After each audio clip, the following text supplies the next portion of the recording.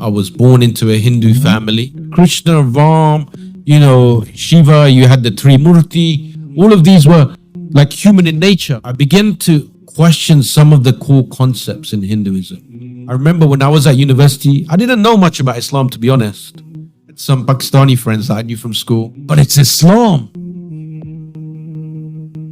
It's the Pakistanis' religion. SubhanAllah. So now I have to embrace the religion of the enemies.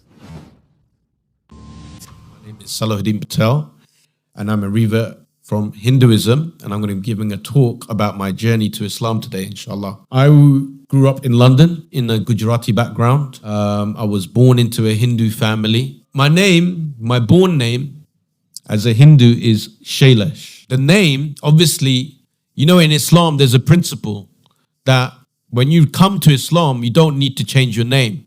Unless what principle? It has a bad meaning, right? So my name, obviously, what do you think then? Did it have a shirky connotation, you reckon? Actually, my name, Shailesh, means God of the mountain. SubhanAllah. And I didn't even know that growing up, My born name was Shailesh. I changed it to Salahuddin, alhamdulillah. So I grew up at a very different time. Like most of us here, I can see a lot of older faces. So I grew up in the 1980s. Who can remember the 1980s? The world was completely different, right? There was no internet. There was no internet in the 1980s. There was no smartphones. And, the 80s was a very different place because, growing up, I remember you were allowed to just disappear from the house and your parents wouldn't know where you were. You'd go to the park. The rule was just to come home before the street lights came on, right? And so your parents wouldn't know where you are. And again, even people that go out to work, they weren't in constant communication, right? And so this was the 1980s. Linked to that, I grew up in a Hindu background in Wembley where there's a Hindu population. When it comes to Hinduism, understand that Hinduism, they say, is one of the oldest world's religions, right? Over 4,000 years old. What people don't really understand is it doesn't have a specific founder. It's based more on philosophical ideas that have come over time. The main moral ethics that it takes from is from an idea called dharma. It's religion. It's like the morals and the ethics that a person conducts their life by. And so a Hindu would follow what's known as dharma, that will give them the guide. But they also have what's known as karma, which is linked to dharma. Actions, yes, absolutely, right? So they have this idea that your life is determined by the actions that you do. And what they also believe is this thing that if you do good to someone, or if you do good, that good will come back to you. But if you do bad, bad will come back to you. Very similar concepts to what we believe in Islam. Living a good life, having morals and ethics. Your life is determined by your actions, your karma, right? So these are some of the ways that, Hindus sort of practice the religion in terms of the philosophy. So they believe in this idea of death and rebirth, the cycle, right? And so when you die, like you said, mashallah, is that if you lived a good life, then you would get rewarded in the next life by coming back maybe as a better, person. But if you did something bad, then you would get degraded down to a lesser life form, right? As a form of punishment. So if you reflect as a Muslim, obviously we don't believe that. But the understanding of trying to live a good life and do good actions is very similar. But again, the final destination is different. It's good to understand these things because obviously when you're talking to a person from a Hindu background, you can understand some of the basic concepts that they believe in, but also as a frame of reference, what you can then use as a form of dawah when speaking to them as well. Things that they can relate to. And so as a child, just like anyone else, you don't question your parents' religion, right? You follow, right? Did you question your religion when you were growing up? You guys? Or did you just follow when, Eid would come and, the celebrations, we'd follow because you see your parents as an authority. So it's no difference, with people of different religions as a child growing up. But I remember, because we live in London, alhamdulillah, and the UK, which is such a diverse community, you get people from all different sorts of backgrounds.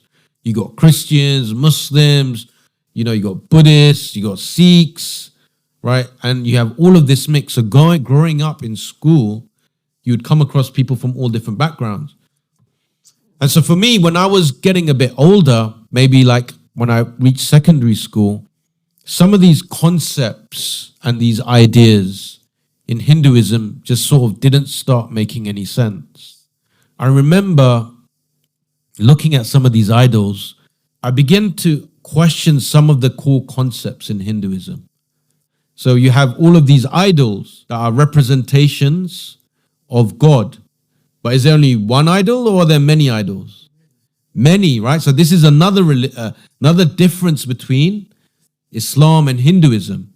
You have the idea that the God becomes part of the creation, right?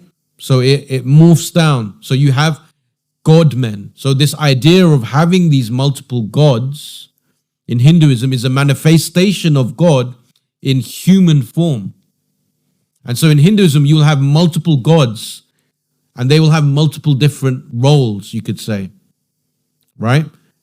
And an example of this is the Trimurti in Hinduism, which is a form of a trinity, believe it or not. Hinduism has a trinity, which is called the Trimurti. There are three idols. Brahma, right, which is the creator. You have Vishnu as the sustainer. And you have Shiva as the destroyer. These three make up the trinity of the Trimurti, right? And so they all have distinct functions, And so again, this is different from the Christian Trinity, right?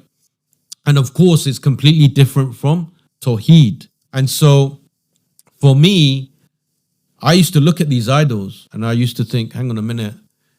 Number one, like the idea of a God is supposed to be all powerful, all knowing, the creator. In Hinduism, you have these multiple gods that have different, you could say, powers, right? So you would go and literally, if you wanted prosperity for money, you'd go to a particular idol. If you wanted strength, you would then go to a different idol. So for different things, you'd go to different idols. So for me, I was like, this doesn't make sense. Like for me, if there's a God, I should be asking God directly. But obviously, you don't question these things as a kid to your parents. You just accept it. But internally, there was a conflict that was growing. Like, this doesn't make any sense. Plus these idols, these are handmade idols. How can there be God? Right? And I've seen some of these idols like break and get old and they have to wash it. All of these things didn't make any sense. And this idea of, God coming down as a human being, again, that didn't make any sense. But you just continue and follow. So what I sort of came to the conclusion was, look, I'm not denying that there's a creator, even though the ideas in Hinduism don't make sense. There must be a God and a creator. So I'm just going to focus on that. Yes, I'll continue, going with my parents to these festivals and traditions because you don't want to upset them. But internally, I was like, no, this doesn't make any sense. I realized certain things like that just didn't make any sense,